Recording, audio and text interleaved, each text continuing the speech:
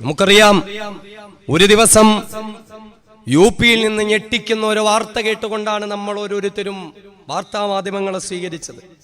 അഥവാ യോഗി ആദിത്യനാഥിന്റെ ഗോരഖ്പൂരിൽ ഒരു മെഡിക്കൽ കോളേജിൽ 24-ലധികം നവജാത ശിശുക്കളാണ് ഓക്സിജൻ ലഭിക്കാതെ ശ്വാസം മുട്ടി മരിച്ചുപോയത്. ശ്വാസം മുട്ടി മരിച്ചുപോയെന്നല്ല പറയേണ്ടത്, യോഗി ആദിത്യനാഥ് ശ്വാസം മുട്ടിച്ചവരെ കൊന്നുകളയുകയായിരുന്നു. നമ്മൾ അറിയണം, ഇത് ഒരു സംഭവം മാത്രമല്ല.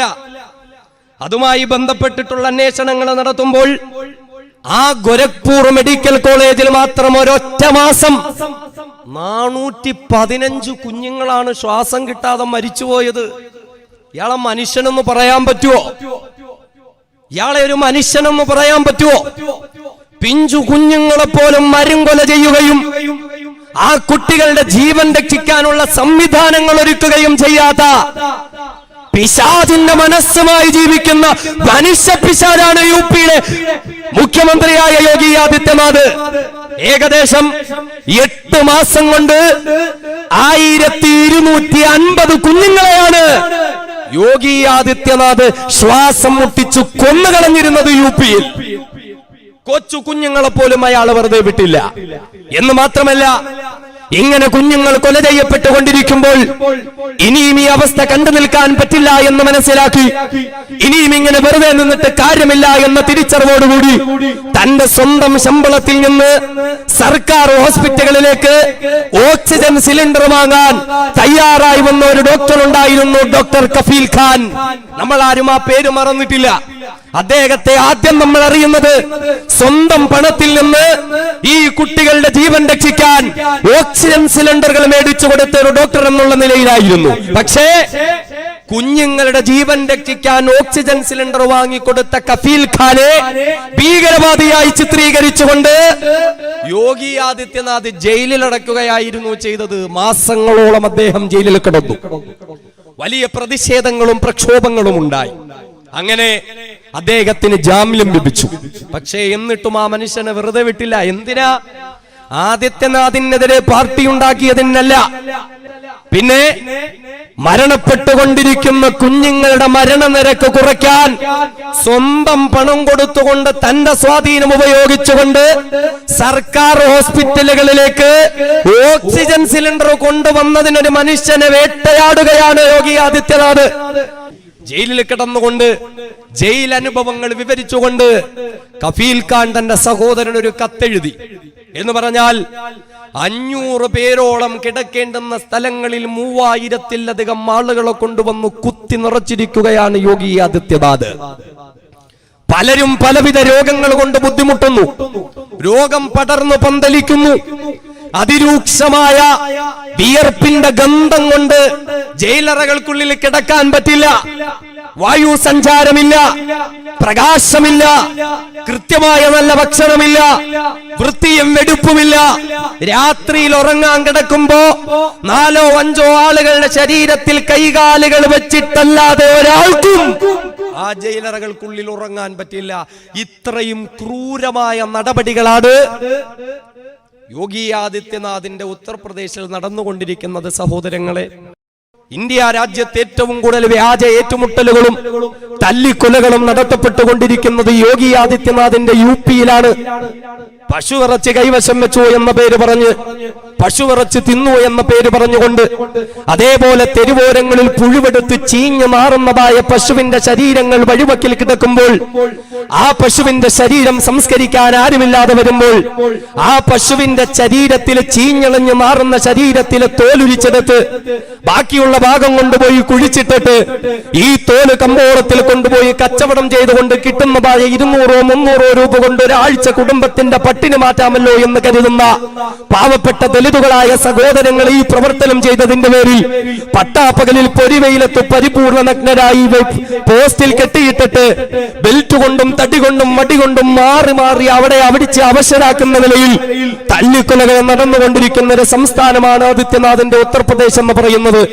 നമുക്കറിയാം, ഉന്നാവിൽ നടന്ന 17 വയസ്സുള്ള ഒരു പാവപ്പെട്ട പെൺകുട്ടിയുടെ ജീവിതത്തിന്റെ അവസ്ഥ എന്തായി?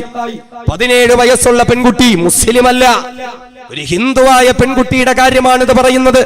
ഹിന്ദുവിനെയും മുസ്ലിമിനെയും രാജ്യത്തുള്ള ഓരോ ജനങ്ങളെയും കശാപ്പ് ചെയ്യുന്ന RSS പ്രതിനിധാനം ചെയ്യുന്നതായ ഒരു പ്രത്യയ ശാസ്ത്രം ഉയർത്തിപ്പിടിക്കുന്ന യോഗി ആദിത്യനാഥ് എത്രയും വലിയ ഭീകരവാദിയാണ് എന്ന് തിരിച്ചറിയിക്കാൻ വേണ്ടിയിട്ടാണ് ഇത് പറയുന്നത്. 17 വയസ്സുകാരിയായ മിടുക്കിയായ ഒരു പെൺകുട്ടി, അവൾക്ക് ജോലിയുമായി ബന്ധപ്പെട്ടുള്ള കാര്യങ്ങളുമായി അന്വേഷണങ്ങൾ നടത്തപ്പെട്ടപ്പോൾ അവിടെ ഉണ്ടായിരുന്ന BJPയുടെ MLA ആയ കുൽദീപ് സിംഗ് സെങ്കാറിനെ പോയി കണ്ടാൽ അവൾക്ക് ജോലി ലഭിക്കുമെന്നുള്ള കാര്യം വരെ എത്തി. അയാളും അയാളുടെ കൂട്ടാളികളും ചേർന്ന് ഈ പാവം പെൺകുട്ടിയെ അതിക്രൂരമായി പീഡിപ്പിച്ചു, കൂട്ടബലാത്സംഗത്തിനിരയാക്കി. എന്നാൽ ഈ പെൺകുട്ടിയും കുടുംബവും തോറ്റു പിന്മാറാൻ തയ്യാറായില്ല. ഇയാൾക്കും ഈ BJP MLAക്കെതിരെ കേസ് കൊടുത്തു. കൃത്യമായ നടപടികൾ ഉണ്ടായില്ല. വീണ്ടും സമരത്തിന്റെ ഭാഗമായി യോഗി ആദിത്യനാഥ് എന്ന UPയിലെ മുഖ്യമന്ത്രിയുടെ വീട്ടിന്റെ മുമ്പിൽ ദിവസങ്ങളോളം സമരം നടത്തി.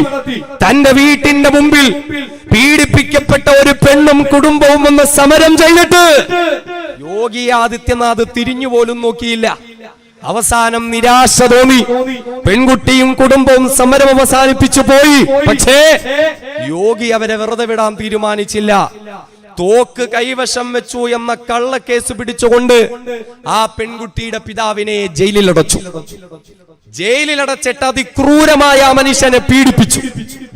ഈ BJP MLAയുടെ സഹോദരനും അയാളുടെ കൂട്ടാളികളും ഓരോ ദിവസവും ലോക്കപ്പിൽ വന്ന് മണിക്കൂറുകളോളം ഈ പെൺകുട്ടിയുടെ പിതാവിനെ പീഡിപ്പിക്കുന്നു, കേസ് പിൻവലിക്കണമെന്ന് പറഞ്ഞിട്ട്. എന്നിട്ട് നിരാശ തോന്നിയ ഈ പെൺകുട്ടി രണ്ടാമത് വീണ്ടും യോഗി ആദിത്യനാഥിന്റെ വീട്ടിന്റെ മുമ്പിൽ സമരം നടത്തി. ആ സമരവും വിജയിച്ചില്ല.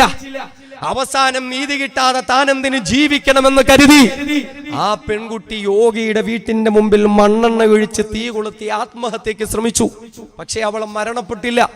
പാതിബന്ധ ശരീരവുമായി അവൾ ഹോസ്പിറ്റലിൽ മരണത്തോട് മല്ലടിച്ച് കഴിയുമ്പോൾ തൊട്ടടുത്ത ദിവസം വന്ന വാർത്ത, ലോക്കപ്പിൽ കഴിഞ്ഞുകൂടി അവളുടെ പിതാവ്, അവളുടെ അച്ഛൻ കൊല്ലപ്പെട്ടു എന്ന വാർത്തയാണ്. അവളുടെ അച്ഛൻ ലോക്കപ്പിൽ വെച്ച് കൊല്ലപ്പെട്ടു. CBI ആണ് കേസ് അന്വേഷിക്കുന്നത്. ഇയാളുടെ സ്വാഭാവികമായ മരണമാണോ അതോ കൊലപാതകമാണോ എന്ന് അന്വേഷിച്ചു. ഇയാളെ തല്ലിക്കൊല്ലതാണ് എന്ന് കൃത്യമായി കണ്ട ദൃക്സാക്ഷികൾ ഒരുപാടുണ്ടായിട്ടും ഒരാളും സാക്ഷി പറയാൻ തയ്യാറായില്ല. അവസാനം ഈ ഹിന്ദു കുടുംബത്തിലെ ഉന്നാവയിലെ ഇരയാക്കപ്പെട്ട പെൺകുട്ടിയുടെ അച്ഛനെ BJP MLAയുടെ സഹോദരനും കൂട്ടാളികളും തല്ലിക്കൊന്നതാണ് എന്നതിന്റെ വിഷയത്തിൽ യൂനുസ് എന്നു പേരുള്ള ഒരു മുസൽമാൻ സാക്ഷി പറയാൻ തയ്യാറായി. യൂനുസ് സാക്ഷിയായി. പക്ഷേ ആ യൂനുസിനെയും അവർ വെറുതെ വിട്ടില്ല. ഒരു ദിവസം ശാരീരിക അസ്വസ്ഥതകൾ അനുഭവപ്പെട്ട യൂനുസ് ഹോസ്പിറ്റലിൽ അഡ്മിറ്റ് ചെയ്യപ്പെടുകയും നിമിഷങ്ങൾക്കുള്ളിൽ ദുരൂഹ സാഹചര്യത്തിൽ യൂനുസും കൊല ചെയ്യപ്പെടുകയാണ്. CBI അന്വേഷിക്കുന്ന ഒരു കേസിലെ ഏക ദൃക്സാക്ഷിയായിരുന്നിട്ട് പോലും CBIയെ പോലും ആ ശവശരീരം കാണിച്ചു കൊടുക്കാതെ ഉത്തർപ്രദേശിന്റെ പോലീസ് അതെവിടെയോ കൊണ്ടുപോയി കുഴിച്ചിട്ടു. നമ്മൾ നോക്കേ, ഒരു ഭരണ സംവിധാനത്തെ പറ്റിയിട്ടായി പറയുന്നത്. എന്നിട്ടും ആ ഉന്നാവിലെ പെൺകുട്ടിയെ വെറുതെ വിട്ടില്ല. അച്ഛൻ കൊല ചെയ്യപ്പെട്ടു, സാക്ഷിയായ മനുഷ്യനും കൊല ചെയ്യപ്പെട്ടു. അതും പോരാഞ്ഞിട്ട് കേസിന് അവളോടൊപ്പം ഉണ്ടായിരുന്ന അവളുടെ അമ്മാവനെ 19 കൊല്ലം മുമ്പുള്ള ഒരു കൊലപാതക കേസിൽ കുടുക്കി ജയിലിലടച്ചു. ആൺതരിയുണ്ട് എന്നൊന്ന് പറയാൻ പിന്നെയൊന്നില്ല അവളോടൊപ്പം നിൽക്കാൻ. ആ കുടുംബം നിയമപരമായ പോരാട്ടങ്ങൾ നടത്തി. കോടതി പറഞ്ഞു ഈ പെൺകുട്ടിക്കും കുടുംബത്തിനും പോലീസ് സംരക്ഷണം കൊടുക്കണം. എങ്ങനാ സംരക്ഷണം കൊടുത്തെന്നറിയോ? യോഗി ആദിത്യനാഥിന്റെ പോലീസ് സെക്യൂരിറ്റിയുടെ പേര് പറഞ്ഞുകൊണ്ട് ശരീരം എന്ന പെൺകുട്ടിയെയും അവളുടെ അമ്മയെയും അവളുടെ 2 അമ്മായിമാരെയും ഇരുട്ടുമുറിയിൽ കൊണ്ടുപോയി അടച്ചു. വെളിച്ചമോ പ്രകാശമോ കാറ്റോ പോലും ഇല്ലാത്ത ഇരുട്ടുമുറിയിൽ സെക്യൂരിറ്റിയുടെ പേരിൽ.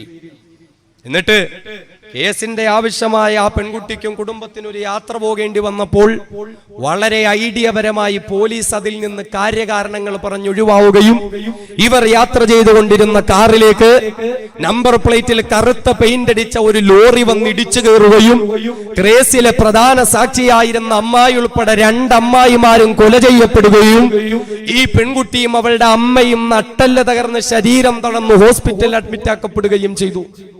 ഒരു ഹിന്ദു സമൂഹത്തിലെ പെൺകുട്ടിക്കെതിരെ യോഗി ആദിത്യനാഥും അയാളുടെ പോലീസും ചെയ്തു കൂട്ടിയ ചെയ്തികളെ പറ്റിയിട്ടാണ് എന്റെ പ്രിയപ്പെട്ട സഹോദരങ്ങളെ പറഞ്ഞുകൊണ്ടിരിക്കുന്നത്. തീർന്നിട്ടില്ല. രാജ്യത്ത് തല്ലിക്കൊലകൾ നടന്നുകൊണ്ടിരിക്കുന്നത് യുപിയിലാണ് ഏറ്റവും കൂടുതൽ. തല്ലിക്കൊലകൾ എന്ന് പറയുമ്പോ നമ്മുടെ മനസ്സിലേക്ക് ആദ്യമായി ഓടിയെത്തുന്നത് ഇന്ത്യ രാജ്യത്തിന്റെ ചരിത്രത്തിൽ ആദ്യമായി നടന്ന ഏറ്റവും ഭീകരമായ ഒരു തല്ലിക്കൊലയാണ്. മുഹമ്മദ് അഖ്ലാഖ് എന്ന വയോവൃദ്ധനായ മനുഷ്യൻ തന്റെ 2 ആൺമക്കളിൽ ഒരാളെ ഈ രാജ്യത്തിന്റെ പട്ടാള സേവനത്തിന് വേണ്ടി അയച്ചിരുന്ന മുഹമ്മദ് അഖ്ലാഖ് ഒരു ദിവസം പള്ളിയിൽ നിന്ന് നിസ്കാരം കഴിഞ്ഞ് വീട്ടിലേക്ക് വരുമ്പോൾ മാർക്കറ്റിൽ ആട്ടിന്റെ ഇറച്ചി വിൽപ്പന നടത്തുന്നതായി അദ്ദേഹം കണ്ടു. തന്റെ വീട്ടുകാർക്കും തന്റെ മകനും ആട്ടിറച്ചി വലിയ ഇഷ്ടമായതുകൊണ്ട് അദ്ദേഹം ആട്ടിറച്ചി വാങ്ങി വീട്ടിൽ കൊണ്ടുവരികയും അല്പമെടുത്ത് പാചകം ചെയ്യാൻ വീട്ടുകാർക്ക് കൊടുത്തിട്ട് ബാക്കിയുള്ളത് അവിടുത്തെ ഫ്രിഡ്ജിൽ സൂക്ഷിക്കുകയും ചെയ്തു. എന്നാൽ ആട്ടിറച്ചി പാചകം ചെയ്യുന്നതിന്റെ ഗന്ധം അന്തരീക്ഷത്തിൽ പടർന്നപ്പോൾ അഖ്ലാഖിന്റെ വീട്ടിൽ ഗോമാതാവിനെ പാചകം ചെയ്യുന്നു എന്ന കള്ളക്കഥ അടുത്തുള്ള ക്ഷേത്രത്തിന്റെ മൈക്കും ഓണും ഉപയോഗിച്ചുകൊണ്ട് സംഘപരിവാരം വിളംബരം ചെയ്യുകയും തടിയും വടിയും കല്ലുകളുമായി സംഘപരിവാർ ഭീകരവാദികൾ അഖ്ലാഖിന്റെ വീട്ടിലേക്ക് കടന്നു വരികയും ചെയ്തു. സഹോദരങ്ങളെ, നാം ഒന്ന് ചിന്തിക്കണം. ഈ രാജ്യത്ത് പശുവിറച്ചി തിന്നുക എന്ന് പറയുന്നത് ഈ രാജ്യത്ത് വലിയ കൊടിയ പാതകമാണോ? ഒരു മനുഷ്യനെ തല്ലിക്കൊന്നുകളയാൻ പറ്റുന്ന ഒരു കൊടിയ പാതകമാണോ പശുവിറച്ചി തിന്നുക എന്ന് പറയുന്നത്? എന്നാൽ ഈ ഭീകരവാദികൾ വീടുകളിലേക്ക് കടന്നു വന്ന് പ്രായമേറിയ മുഹമ്മദ് അഖ്ലാഖിനെ ഭാര്യയുടെയും മക്കളുടെയും മുമ്പിൽ വലിച്ചിറക്കി. തടസ്സം പിടിക്കാൻ പോയ അദ്ദേഹത്തിന്റെ മറ്റൊരു മകനെയും വലിച്ചിറക്കി. കയ്യിൽ കരുന്നിരുന്നതായ തടി കൊണ്ട് തലയ്ക്കും ശരീരത്തും അടിച്ചു. വലിയ വലിയ ബ്ലോക്ക് കട്ടകളെടുത്ത് തലയിലേക്ക് വലിച്ചെറിഞ്ഞു. വീട്ടുകാരുടെ മുമ്പിൽ വെച്ചുകൊണ്ട് പാവം മനുഷ്യനെ അതിക്രൂരമായി തല്ലിക്കൊന്നു കളയുകയും അതിന്റെ പ്രതികളായ ആളുകളുടെ മേൽ നിസ്സാരമായ കുറ്റം ചുമത്തി വെറുതെ വിടുകയും ചെയ്തത് യോഗി ആദിത്യനാഥിന്റെ ഉത്തർപ്രദേശിലാണ്. എന്റെ സഹോദരങ്ങളെ, ആയിരക്കണക്കിന് വ്യാജ ഏറ്റുമുട്ടലുകളിലൂടെ 63 ആളുകളെ കൊന്നുകളഞ്ഞ ക്രിമിനൽ പശ്ചാത്തലമുള്ള പോലീസാണ് ആദിത്യനാഥിന്റെ യുപിയിലെ പോലീസ് സംവിധാനം. 63 പേരെ കൊന്നുകളയുക, ഇത്രയും ക്രിമിനൽ പശ്ചാത്തലമുള്ള ഒരു പോലീസ് സംവിധാനം മറ്റെവിടെയുണ്ട് എന്ന് മാത്രമല്ല, ഇക്കഴിഞ്ഞ റിപ്പബ്ലിക് ദിനത്തിൽ ജില്ലാ കളക്ടർമാര് പൊതുജനത്തെ അഭിസംബോധന ചെയ്തുകൊണ്ട് പ്രഭാഷണം നടത്തുമ്പോൾ അക്കൂട്ടത്തിൽ ആദിത്യനാഥിന്റെ ഭരണ നേട്ടങ്ങൾ എണ്ണിപ്പറയുന്ന കൂട്ടത്തിൽ 63 പേരെ വെടിവെച്ചു കൊന്നു എന്നുള്ളത് വലിയ ഭരണനേട്ടമായി പ്രത്യേകം എടുത്തു പറയണമെന്ന് എല്ലാ ജില്ലാ കളക്ടർമാർക്കും ആദിത്യനാഥിന്റെ ഉത്തരവ് വന്നിരിക്കുകയാ. കുറ്റങ്ങൾ ചെയ്യുന്നു, അക്രമങ്ങൾ ചെയ്യുന്നു എന്ന് മാത്രമല്ല, ആ ചെയ്തതൊക്കെയും ഭരണനേട്ടമായി ഉയർത്തിപ്പിടിക്കുന്ന, വികസനമായി ഉയർത്തിപ്പിടിക്കുന്ന ഒരു ഭരണ സംവിധാനമാണ് ഉത്തർപ്രദേശിൽ നിലനിൽക്കുന്നത്. ആ നാട്ടിൽ സമാധാനം എന്ന് പറയുന്നതുണ്ടോ? ആ നാട്ടിൽ സവർണർമാർക്കല്ലാതെ സ്വാതന്ത്ര്യം എന്ന് പറയാനുണ്ടോ? യുപിയിൽ നടക്കുന്നതായ പല അക്രമങ്ങളെയും മറച്ചു പിടിക്കുവാനും യുപിയിൽ RSS വൽക്കരിക്കപ്പെട്ടുകൊണ്ടിരിക്കുന്നത് പോലെ മറ്റ് സംസ്ഥാനങ്ങളിലും RSS വൽക്കരണം കൊണ്ടുവരുവാനും വേണ്ടിയിട്ടാണ് സംഘപരിവാരം ശ്രമിക്കുന്നത്. നമുക്കറിയാം, നാളിന്നുവരെയും ഇന്ത്യ രാജ്യത്തെ സംഘപരിവാരം പറഞ്ഞുകൊണ്ടിരുന്നത് ഇന്ത്യയെ ഗുജറാത്താക്കി മാറ്റണമെന്നാണ്, കേരളത്തെ ഗുജറാത്താക്കി മാറ്റണമെന്നാണ്, ഗുജറാത്ത് മോഡൽ വികസനം നടത്തപ്പെടണമെന്നാണ്. ഗുജറാത്തിൽ വലിയ വികസനമൊന്നും നടത്തപ്പെട്ടത് കൊണ്ടല്ല, നരേന്ദ്രമോദിയുടെ ഭരണത്തിൽ ഗുജറാത്ത് വലിയ കുതിച്ചുയർന്നത് കൊണ്ടൊന്നുമല്ല. ജപ്പാനിലെയും അമേരിക്കയിലും മന്ത്രിമാര് ഗുജറാത്ത് സന്ദർശിക്കാൻ വേണ്ടി വരുമ്പോൾ വഴിവക്കുകളിൽ കയറിക്കിടക്കാൻ കിടക്കാറും പോലും ഇല്ലാതെ ബെഡ്ഷീറ്റ് വലിച്ചു കെട്ടി ടെന്റ് കെട്ടി കിടക്കുന്ന പാവങ്ങളെ വരെ കണ്ണിൽപ്പെടാതിരിക്കാൻ വലിയ ഫ്ലെക്സുകൾ കൊണ്ട് മറച്ചു പിടിച്ച ഗുജറാത്തിൽ ഈ പറയുന്നത് പോലെ വികസനങ്ങൾ നടന്നിട്ടില്ല. പക്ഷേ സംഘപരിവാരം ലക്ഷ്യം വെക്കുന്ന ഗുജറാത്ത് മോഡൽ എന്ന് പറഞ്ഞാൽ നിസാരമായ പേർക്ക് വിഷയങ്ങൾ ഉയർത്തിക്കൊണ്ടുവന്ന കലാപങ്ങൾ നടത്തി, പരിപൂർണ ഗർഭിണികളെ വയറുകീറിക്കൊന്ന കലാപങ്ങൾ, പിഞ്ചു കുഞ്ഞുങ്ങളെ ബലാത്സംഗം ചെയ്തു കൊന്ന കലാപങ്ങൾ, പള്ളികളും മദ്രസകളും തകർത്ത് കളഞ്ഞ, പാവപ്പെട്ട സ്ത്രീകളെ ബലാത്സംഗം ചെയ്ത, പാവപ്പെട്ടവരെ വെട്ടിയും അടിച്ചും കൊന്നും തീയിട്ട് കരിച്ചു കളഞ്ഞതായ നരേന്ദ്രമോദിയുടെ മോഡലിലുള്ള കലാപങ്ങൾ ഇന്ത്യയിൽ നടത്തിക്കൊണ്ടുവന്ന് ഇന്ത്യയിലെ മുസ്ലിമുകളെ രാജ്യത്ത് നിന്നും പുറത്താക്കാൻ വേണ്ടിയിട്ടുള്ള ശ്രമങ്ങൾ മാത്രമാണ് ഗുജറാത്ത് മോഡൽ എന്ന് പറഞ്ഞുകൊണ്ട് സംഘപരിവാരം ഈ രാജ്യത്ത് നടപ്പിലാക്കാൻ ശ്രമിക്കുന്നത്. പക്ഷേ നാം അറിയുക, ഇപ്പൊ ഗുജറാത്ത് മോഡൽ എന്നുള്ളത് സംഘപരിവാരം മാറ്റിയിരിക്കുന്നു. ഇനി അടുത്ത യുപി മോഡലാണ് അവർ പിടികൂടാൻ പോകുന്നത്. യുപി മോഡൽ, ആദിത്യനാഥിന്റെ ഭരണ സംവിധാനം. വർഗീയത കൊണ്ട് കൂറുതെളിയിക്കുന്നവർക്കൊക്കെ പ്രധാനമന്ത്രി പദവും അവർക്കൊക്കെ ആഭ്യന്തര വകുപ്പും മറ്റ് സ്ഥാനമാനങ്ങളുമൊക്കെ സംഘപരിവാരം ഒഴിച്ചിടുമ്പോ ഇന്ത്യ രാജ്യത്തിന്റെ അടുത്ത പ്രധാനമന്ത്രി സ്ഥാനാർത്ഥിയായി ഉയർത്തിക്കൊണ്ടുവരാൻ പോകുന്നത് രൂപം കൊണ്ടും ഭാവം കൊണ്ടും പ്രവർത്തനം കൊണ്ടും സ്വഭാവം കൊണ്ടും സംസ്കാരം കൊണ്ടും ഏറ്റവും വലിയ വർഗീയവാദി എന്ന് തെളിയിച്ചുകൊണ്ടിരിക്കുന്ന യുപിയിലെ യോഗി ആദിത്യനാഥ് തന്നെയാണ്. ഇത് പറയുമ്പോ ഒരു കാര്യം മനസ്സിലാക്കേണ്ടത്, യോഗി ആദിത്യനാഥ് എന്ന് പറയുന്ന വ്യക്തി പ്രതിനിധാനം ചെയ്യുന്നത് RSS സിദ്ധാന്തത്തെയാണ്. RSS എന്ന് പറഞ്ഞാൽ സവർണന്മാരെയല്ലാത്ത മറ്റാരെയും മനുഷ്യരായി കാണാത്ത മനുവാദത്തിന്റെ സിദ്ധാന്തമാണ് RSS ഉയർത്തിപ്പിടിക്കുന്നത്. ആ യോഗി ആദിത്യനാഥിന്റെ ഇന്ത്യ കൊണ്ടുവരാൻ RSS ശ്രമിച്ചുകൊണ്ടിരിക്കുമ്പോൾ ആ ഇന്ത്യയിലെ മുസ്ലിമുകൾക്ക് സമാധാനം ലഭിക്കുമെന്ന് കരുതണ്ട. ആ ഇന്ത്യയിലെ ക്രിസ്ത്യാനികൾക്കോ കമ്മ്യൂണിസ്റ്റുകൾക്കോ ദലിതുകൾക്കോ സമാധാനം ലഭിക്കുമെന്ന് കരുതണ്ട. ഇപ്പോഴും യോഗി ആദിത്യനാഥിന്റെ ഉത്തർപ്രദേശിൽ മനുവാദം നടപ്പിലാക്കാൻ ശ്രമിക്കുന്നതിന്റെ ഭാഗമായിട്ടാണ് തല്ലിക്കൊലകൾ നടക്കുന്നത്, നീതി നിഷേധങ്ങൾ നടക്കുന്നത്. എന്ന് മാത്രമല്ല, അവർണ കുടുംബത്തിൽപ്പെട്ട ഹിന്ദു സമുദായത്തിൽപ്പെട്ട ദലിതുകളായ മനുഷ്യര്, താഴ്ന്ന ജാതിക്കാരായ മനുഷ്യര്, ഇപ്പോഴും ചെരുപ്പ് കുത്താൻ വിധിക്കപ്പെട്ടവർ, മലം ചുമക്കാൻ വിധിക്കപ്പെട്ടവർ, അവർക്ക് അവിടെയുള്ള ഒരു ക്ഷേത്രത്തിൽ കയറിയിട്ട് ആരാധന നടത്തുവാനുള്ള സ്വാതന്ത്ര്യം പോലും സവർണന്മാർ യുപിയിൽ കൊടുക്കുന്നില്ല. വിവാഹത്തിന്റെ ദിവസം ഒരാദിവാസി യുവാവിനെ സംഘപരിവാർ ഭീകരവാദികൾ തല്ലിച്ചതച്ചത് വിവാഹത്തിന്റെ ദിവസം അണിഞ്ഞൊരുങ്ങിയിട്ട് കുതിരപ്പുറത്ത് കയറി യാത്ര ചെയ്തു എന്ന് പറഞ്ഞിട്ടാ. അതിനുള്ള സ്വാതന്ത്ര്യമില്ല. വഴിവക്കിൽ 19 വയസ്സുള്ള കുട്ടികൾ മൂത്രമൊഴിച്ചാൽ ദലിത് കുടുംബത്തിൽപ്പെട്ടവരായതിന്റെ പേരിൽ തല്ലിക്കൊല്ലുന്ന ഒരു സിദ്ധാന്തമാണ് RSS ഇന്ത്യ രാജ്യത്തെ പ്രതിനിധാനം ചെയ്യുന്നത് എങ്കിൽ RSS വൽക്കരിക്കുന്ന ഇന്ത്യ രാജ്യത്തിന് വേണ്ടിയിട്ടാണ് ആദിത്യനാഥും സംഘപരിവാരവും ഇന്ന് ശ്രമിച്ചുകൊണ്ടിരിക്കുന്നത്. അതുകൊണ്ട് തന്നെ അവരുടെ നാട്ടിൽ ഹിന്ദു കുടുംബത്തിൽപ്പെട്ടവർക്ക് പോലും സമാധാനമില്ല. ഇപ്പൊ നമ്മൾ കണ്ട വാർത്തയുണ്ട്, യുപിയിൽ ഹത്രാസ് പീഡനമൊക്കെ നമുക്കറിയാം. അതേ ഹത്രാസിൽ പീഡിപ്പിക്കപ്പെട്ട ഒരു പെൺകുട്ടി കേസ് കൊടുക്കുകയും അതിന്റെ പേരിൽ പ്രതിയെ പിടിക്കുകയും എന്നാൽ അവനെ ജാമ്യം കൊടുത്ത് വെറുതെ വിടുകയും ചെയ്തപ്പോൾ തനിക്കെതിരെ കേസ് കൊടുത്തതിന്റെ പേരിൽ ആ പെൺകുട്ടിയുടെ പിതാവിനെ അവൻ വെടിവെച്ചു കൊല്ലുക. ഇതൊക്കെ സർവ്വസാധാരണമാണ് ഉത്തർപ്രദേശിൽ, സർവ്വസാധാരണമാണ് ഉത്തർപ്രദേശിൽ. ഹത്രാസിൽ നടന്നത് നമുക്ക് ഓരോരുത്തർക്കും അറിയാലോ. 19 വയസ്സുകാരിയായ ഒരു പെൺകുട്ടിയെ യോഗി ആദിത്യനാഥിന്റെ ഉന്നത കുലജാതന്മാരെന്ന് പറയപ്പെടുന്ന സവർണ ഭീകരവാദികൾ അവളുടെ ശരീരത്തിൽ കിടന്ന ദുപ്പട്ടയെടുത്ത് കഴുത്തിൽ വരിഞ്ഞു മുറുക്കി ശ്വാസമോ ശബ്ദമോ പോലും പുറത്തേക്ക് വരാതെ അവളെ വലിച്ചടച്ച് പൊന്തക്കാട്ടിൽ കൊണ്ടുപോയി. ഈ 4 ഭീകരവാദികളും മാറി മാറി മണിക്കൂറുകളോളം എടുത്ത് അവളെ പീഡിപ്പിച്ച് ബലാത്സംഗം ചെയ്ത് പൊന്തക്കാട്ടിൽ ഉപേക്ഷിച്ചിട്ട് പോയി. പിന്നീട് അവളുടെ ശരീരം ലഭിക്കുമ്പോൾ ഡോക്ടർമാർ പറഞ്ഞത് അതിക്രൂരമായ പീഡനത്തിന്റെ പേരിൽ ആ 19 വയസ്സുള്ള പെൺകുട്ടിയുടെ 2 കൈകളും 2 കാലുകളും തളർന്നു പോയി എന്നാണ്. എന്ന് മാത്രമല്ല, ഈ പീഡിപ്പിച്ചവന്മാരുടെ പേര് പുറത്തു പറയാതെ ഇരിക്കാൻ ആ പെൺകുട്ടിയുടെ നാവ് മുറിച്ചെടുക്കുകയുണ്ടായി. നമ്മൾ നോക്ക്, ഒരു സംസ്ഥാനത്തിൽ ഇങ്ങനെ ഒരു സംഭവം ഉണ്ടായാൽ എത്ര വലിയ കോളലൊക്കെ ഉണ്ടാവും. ആ പ്രതികളെ പിന്നെ ജീവനോടുകൂടി പുറപ്പെടാൻ ഉത്തരവാദിത്തമുള്ള ഒരു സംസ്ഥാന സർക്കാർ അനുവദിക്കുവോ? പക്ഷെ എന്താ ചെയ്തെന്നറിയോ? ഈ പെൺകുട്ടി മരണപ്പെട്ടപ്പോൾ അവളുടെ മൃതശരീരം വീട്ടുകാർക്ക് പോലും കൊടുക്കാതെ യുപി പോലീസ് രഹസ്യമായി കൊണ്ടുപോയി ഏതോ കാട്ടിൽ കൊണ്ടിട്ട് രാത്രിയുടെ നിശബ്ദതയിൽ കത്തിച്ചു കളഞ്ഞു. തൊട്ടടുത്തുള്ള ദിവസം കത്തിക്കരിഞ്ഞ പ്രിയപ്പെട്ട പൊന്നുമോളുടെ മൃതശരീരമാണ് ആ വീട്ടുകാർക്ക് കിട്ടിയത്. എന്ന് മാത്രമല്ല, ഈ ക്രൂരമായ പീഡനത്തിന് അവളെ വിധേയരാക്കിയ സവർണ സംഘപരിവാര മൃഗങ്ങളെ നിസാരമായ കേസ് ചുമത്തിയിട്ട് ജയിലിലടക്കി അവന്മാർക്ക് വെറുതെ വിടാൻ പോകാനുള്ള അവസരം ഉണ്ടാക്കി കൊടുക്കുക. ആദിത്യനാഥിന്റെ ഉത്തർപ്രദേശിൽ ഹിന്ദുക്കൾക്ക് പോലും സമാധാനമില്ല. ഉന്നാവ് എന്ന് പറഞ്ഞാൽ ഇപ്പൊ ഹത്രാസിൽ നിന്ന് തന്നെ 1ഉം 2ഉം സംഭവം നമ്മൾ കേട്ടു. ഉന്നാവോ പീഡനം നമ്മൾ മറന്നിട്ടില്ല. അവിടെയും 1ലേറെ സംഭവങ്ങൾ ഉണ്ടായിട്ടുണ്ട്. വിവാഹ വാഗ്ദാനം നൽകി തന്നെ കൂട്ടിക്കൊണ്ടുപോയി കൂട്ടുകാരും ചേർന്ന് തന്നെ ബലാത്സംഗം ചെയ്യപ്പെട്ട ഒരു പെൺകുട്ടി അവള് പോലീസിൽ കേസ് കൊടുത്തു. പക്ഷേ ആ പെൺകുട്ടിക്ക് വേണ്ടി നടപടിയെടുത്തില്ല ഉത്തർപ്രദേശ് പോലീസ്. പ്രതികളെ പിടികൂടിയില്ല. ആ പ്രതികൾ എന്താ ചെയ്തത്?